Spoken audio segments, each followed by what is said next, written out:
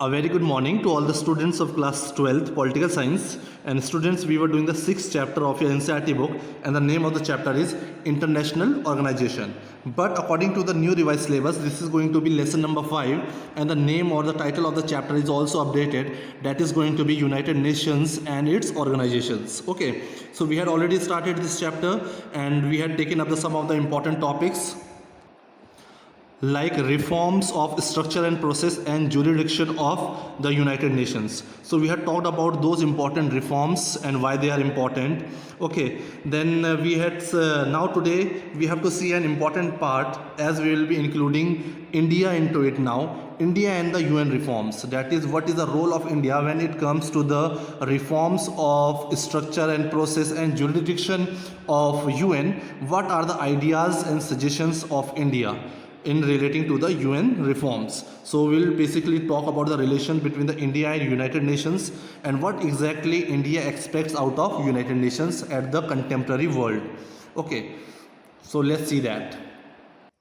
So as we said, many countries have a very strong support when it comes to the reform of structure and process and jurisdiction of UN. There's a lot of support around the world, but the difficulty was how to plan those reforms. So India has also supported the restructuring of the UN on several grounds. So like India believes, what are those grounds where India, on which grounds or on the basis of which facts the India supports the restructuring of the UN? Here India believes that strengthened and revitalized UN is desirable in a changing world. India supports that UN should be reformed according to the change in time, because this international organization should be moving ahead with time and should be very strong and actively participating at the world global issues. So India feels that yes, these restructuring or the reforms are required. Then India also supports an enhanced role of UN in promoting development and cooperation among the states. So and the international, as an international organization, and the basic objective of this United Nations, why it was established, was to avoid wars or a third world war. There should be peace and decorum around the world. There should be growth and development. That is why this international organization is so important. So India on that ground has supported the role of UN in promoting development and cooperation among the states. If you want development, social, political, economic developments plus cooperation and coordination among the member states, so UN plays an important role here. Without the existence of UN, this coordination, cooperation and development is going to be very difficult to manage. Also, India believes that, so these are the points on which grounds India supports these points of UN reforms. Next is India believes that development should be central to UN's agenda, as it is vital precondition for the maintenance of international peace and security. Like in the previous lecture, we have seen that Secretary General or the head Kofi Annan, he had taken an initiative where he had drawn out various conditions, that on the basis of these conditions a country can be chosen as a permanent or a non-permanent to increase the membership, as there was a huge demand for the restructuring of Security Council. So he had drawn out few conditions that if a country fulfills these pre-conditions, that country can be qualified to become a permanent or a non-permanent member. So India believes, and we also see that there were two group of people. One used to support that the UN should be only limited to the security and war, and some other parts of the people or some agents, they supported that development is also equally important. So India believed that development should be central to UN agenda. Whatever agendas, policies are being planned by UN, central should be development. If we will work towards the development, it means automatically there will be an international peace and security. It means if we have to bring peace and security at the global level, we need to move ahead following the development. So the UN major agenda should be relating to the development of the society. One of the India's major concern has been the composition of the Security Council. So if we say what has been the major concern for India, talking about the United Nations Security Council. So India wants this Security Council organization and its restructuring of Security Council. That is change or increase in the number of members as permanent and non-permanent members.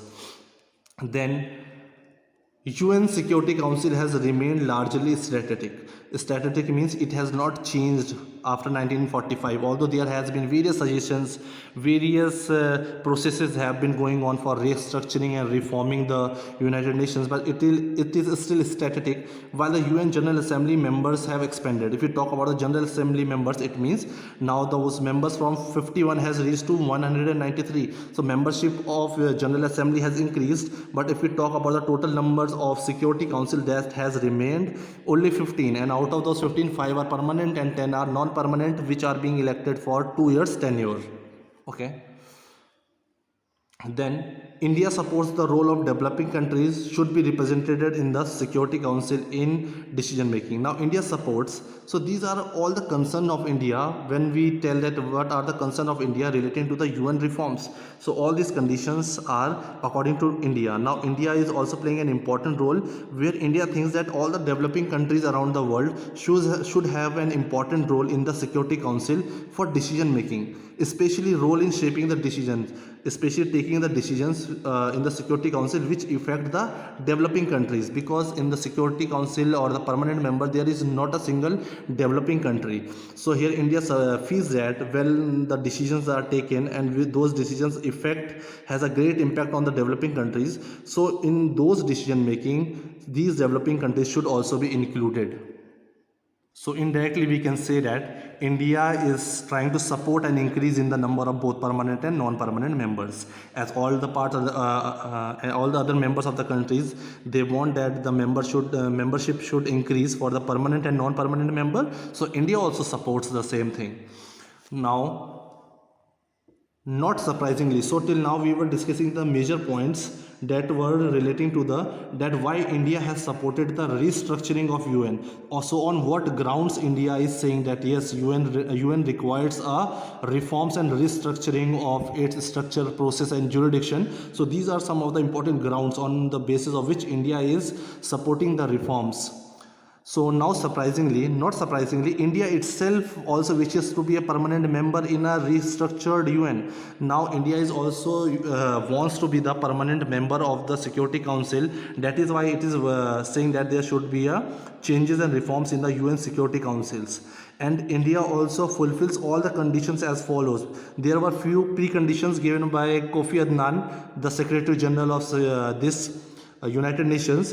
The preconditions which were given according to him, India is fulfilling all the conditions. Like we had seen, India is the most populous country. Like it was said that a country which wants to be a part of permanent and non-permanent members, they should have a population. Okay, so India is most populous country in the world with 1/5 of the world population. If we see, India is having the 1/5 of the total world population. That is 17% of the people around the world are living in India. So it means India is having a very good population rate. India is world largest democracy. If we talk about democracy, since independence, India has established democracy here. Although there has been many challenges, but we have moved on with the democratic form of government, a true democracy. India's economic emergence. In the last chapter we had read India is as an emerging power, new center of power. In that we understood that India's economic emergence on the world stage. So globally India is emerging. So and various dimensions. There is not a single field where India is excelling. India, if we talk about the growth and development of India, it is multi-dimensional in nature. In terms of agriculture, in terms of industrialization, technology, military, in every field India is growing. So India is a good economic emergence also. It means India is fulfilling this precondition also to be a member. India is a regular financial contributor to the UN. India is also contributing to the various operations taken under United Nations. Then next is India signifies a growing importance of the world affairs in conduct of the foreign policy, being powerful and influential. It means India signifies a growing importance in the world affairs in conduct of its foreign policy. India is having a very good foreign policy. It means India is becoming more powerful and influential around the world. If we talk about its foreign policy, there will be a complete different chapter. We will talk about the foreign policy of India. India has participated in virtually all the initiatives of the UN. So whatever the initiatives UN is taking for the political, social, economic developments, bringing peace and eradicating wars. So in all those initiatives of UN, India has been actively participating. So it means India is fulfilling all the important preconditions which were suggested to be a important permanent and non-permanent member. But some countries, but problem is here, some countries don't want that India become a veto power. So some countries of South Asia or Asia, I would say, they do not want India to become the power, like Pakistan, China, because Indian nuclear weapon capability. Because if India will become the permanent member of the Security Council, for India will try to fulfill its own motives through using its veto power, and which can be harmful for the neighboring countries like Pakistan and China, which are having a lot of conflicts with India. So these neighboring countries don't want India to be a part of permanent member, or India should have a veto power. Okay, so one problem is this. Something that difficulties with Pakistan will make India ineffective as a permanent member. India is having so many issues with Pakistan, boundary issues relating to terrorism, and so many issues with Pakistan since independence. So other members think that if India becomes a permanent member, it is going to be ineffective as a permanent member, because when we talk about SARC has not been a successful organization because there has been a bilateral issues. Instead of having a mutual understanding among the 7 or 8 countries of South Asia, there is always a problem between India and Pakistan, which is leading SARC to be an ineffective organization. In the same way, if India becomes a part of permanent member, India can be ineffective as a permanent member. Also, if India qualifies as a permanent member, so there are also another emerging powers like Brazil, Germany, Japan, South Africa, which are also fulfilling the same preconditions like India. It means they will also have to be accommodated. So there will be so many countries which will say that we also fulfill all the preconditions, and they also want to be a part of the permanent member of the Security Council. So these are the conditions that where people feel and the various countries feel they should be the members of the permanent and non-permanent members, or the membership should increase now. But in reality, the condition of Security Council has been static, that is the 15 members, 5 permanent and 10 non-permanent. But here we just saw that how India can say that it can be a member because it is fulfilling all the preconditions. Africa and South America must be represented, for they do not have any representation in the present structure. As I say that there is not a true, when we talked about the 3 complaints which were given in the resolution in 1992 in the General Assembly, in this the complaint was that there is not true representation. So we talk about Africa and South America, these continents do not have the representation in the United Nations, so they should be given that. Now, given these concerns in relation to UN, it may not be very easy for India to anyone else to become a permanent member. Although we have seen so many suggestions, so many discussions, debates relating to the restructuring of the structure and process and jurisdiction of the UN. So these are just the suggestions and debates, because it is not going to be very easy to make amendments and changes in the UN structure, especially in the permanent members of the UN in near future. Okay, so this was a conclusion I would say of this. And this question relating to the relationship of India and United Nations, this question is going to be very important. So read it carefully. So in the introduction part of this chapter, we read one of the important thing, that how will UN play an important role to put a check and balance on the emerging power, that is US, United States of America, because after the disintegration of USSR, it has been a unipolar world. There we can see the dominance and hegemony of US around the world. So can UN be an important organization which can control the dominance and activities of US? This was a question which we said we are going to discuss at the end of the chapter. So now this is the last topic of the chapter, and also I will take some of the 2 or 3 new additional topics in the same lecture. But before that, let's discuss that what is the role of UN in a unipolar world. If we talk about unipolar world, it means the world which is run by the US now after the disintegration of USSR. So what is the role of UN? With the reforms and restructuring of the UN has been the hope of some countries that changes could help the UN cope with better to unipolar world in which the US was the most powerful countries. That is, many countries around the world, they feel that if we have made various reforms and restructuring or the changes and modifications in the international organization, that is United Nations, so they have the high hopes that they will be able to cope up with the better unipolar world. That is, they will be able to manage the power of US in the current scenario, in the contemporary world. That is the most powerful country without any serious rivals, because US do not have any serious rivals at the moment. So now people have hopes that it is only United Nations which can help to cope up better with the United Nations, United States. Now next question is, does UN can put a stop to the hegemony of US? Hegemony, as told you, the dominance, dadagiri. Can UN stop the dominance of US at the current contemporary world? US power cannot be easily checked. Of course, there can be various efforts and initiatives taken by United Nations to check and balance the power of United States so that it should not show its dominance at each and every place. But it is not easy. It cannot be checked. The reasons, now we'll see the reasons why the power of US cannot be easily checked by UN. Firstly, after the disintegration of USSR, US only superpower in the world, because after the disintegration of USSR, now there is only one superpower. It means our world is called a unipolar world, and this all we have studied in the second chapter, end of bipolarity. So it is the only superpower in the world. That is why it is very important and powerful. Its military economic power, if we talk about the military and economic power of United States of America, it allows it to ignore the UN. It can easily ignore the power of United Nations, although there are 193 members, but US can easily ignore UN because of its military and economic power. It is so powerful around the world. It is influencing the whole world. Any other international organization, UN, it can easily ignore European Union, ASEAN, China. Okay, although we have studied that India, new centers of power, European Union, ASEAN, China, they are becoming new centers of power where they can challenge the dominance of UN. But still, if practically we talk about the dominance of US, it is having a huge military and economic power. So it is not going to be easy for UN or for the other organizations to check the balance of United States in the contemporary world presently. Secondly, within the UN, the influence of US is considerable. If we talk about within the UN, the influence of US is considerable because UN is the most important and the most powerful member of United Nations.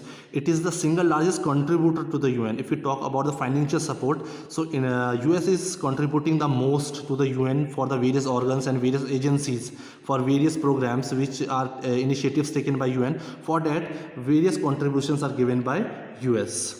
US has unmatched financial power. 22% of the total financial contribution is made by only United States of America to UN. So this is also one of the reasons where United Nations is so much dependent financially on US. So easily it cannot check its power.